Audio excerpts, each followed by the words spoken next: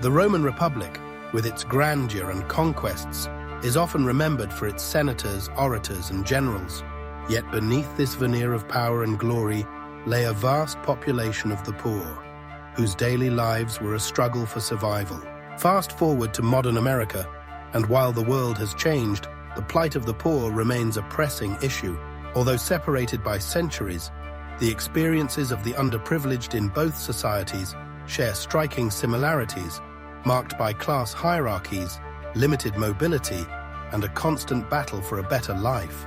In the Roman Republic, society was rigidly divided into distinct classes: the patricians, noble families; the equites, wealthy citizens; and the plebeians, commoners.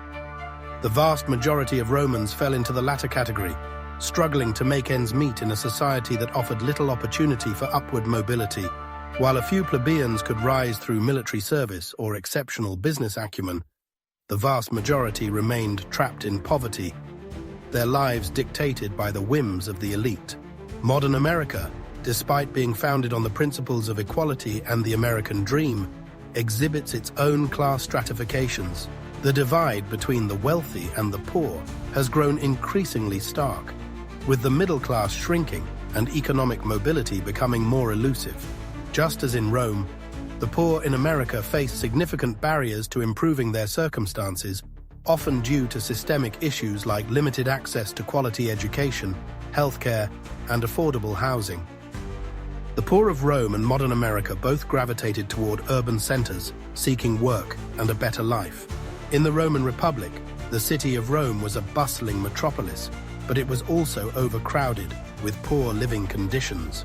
The insulae, or apartment buildings where the poor lived, were often poorly constructed, cramped, and prone to collapse or fire. Life in these urban slums was harsh, with few amenities and a constant threat of disease. In modern America, the urban poor face similar challenges. Cities offer the promise of employment and services, but they are also characterized by high living costs, substandard housing, and crime. The concentration of poverty in certain neighborhoods often leads to a cycle of despair, where opportunities for advancement are limited and the quality of life is diminished. In both Rome and America, the allure of the city often came with a heavy price for the poor. The life expectancy of the poor in the Roman Republic was shockingly low, with many not surviving past their 30s. Malnutrition, disease, and the harsh conditions of daily life took a severe toll on the lower classes. The poor diet, lack of medical care, and grueling work left the poor with little hope for a long and healthy life. While medical advancements have significantly increased life expectancy in modern America, the poor still face disproportionate health challenges. Access to healthcare remains a significant issue, and the stress of financial insecurity, poor nutrition, and unsafe living conditions continue to negatively impact the health of the poor. Despite technological and medical progress, the quality of life for the underprivileged in America remains a pressing concern. In the Roman Republic, the government recognized the potential threat posed by a discontented poor population. To appease the masses, the state provided free grain, known as the annona. This welfare program was essential for survival, but also a tool for political control, ensuring that the poor remained dependent on the state and its leaders. Modern America also provides a range of government benefits and services to the poor, including food assistance programs like SNAP, Medicaid, and subsidized housing. However, these programs are often criticized for being inadequate or difficult to access, leaving many in a precarious situation. Like Rome's grain dole, these benefits are crucial for survival, but often come with stigmatization and bureaucratic hurdles that make them less effective than they could be. For the poor in the Roman Republic, the future was bleak, with little chance for upward mobility and a life expectancy that offered little time to improve one's circumstances. Many lived in a state of constant uncertainty. The Republic's transition to empire brought little relief, as the concentration of power and wealth in the hands of a few only exacerbated the plight of the poor. In modern America, the future for the poor is equally uncertain. Economic inequality continues to rise, and social mobility is increasingly out of reach for many. While there are stories of individuals who defy the odds, the systemic barriers remain formidable. The dream of a better life often feels like a distant hope, much like it did for the poor of ancient Rome. The poor of the Roman Republic and modern America face unique challenges, but their struggles are rooted in the same fundamental issues: rigid class hierarchies, limited opportunities for mobility, harsh living conditions, and a constant battle for survival.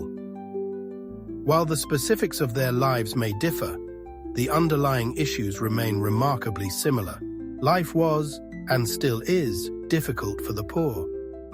Whether in the shadow of the Roman Senate or under the towering skyscrapers of modern cities, the struggle for a better life continues. The lessons of the past remind us that addressing these challenges requires more than just temporary fixes. It demands a profound commitment to justice, equity, and compassion for all. Thank you for watching. My channel, known as the Renaissance Spirit, is dedicated to the pursuits of a just, equitable, and humanitarian world, and how and why we all need to be the solution to the issues facing us today. Video topics encompass areas including news, analysis, history, politics, religion, personal development, society, culture, social and environmental justice, and other topics of liberal arts and sciences, including ancient Rome and the Roman Empire, which is a great comparison and contrast of the modern world.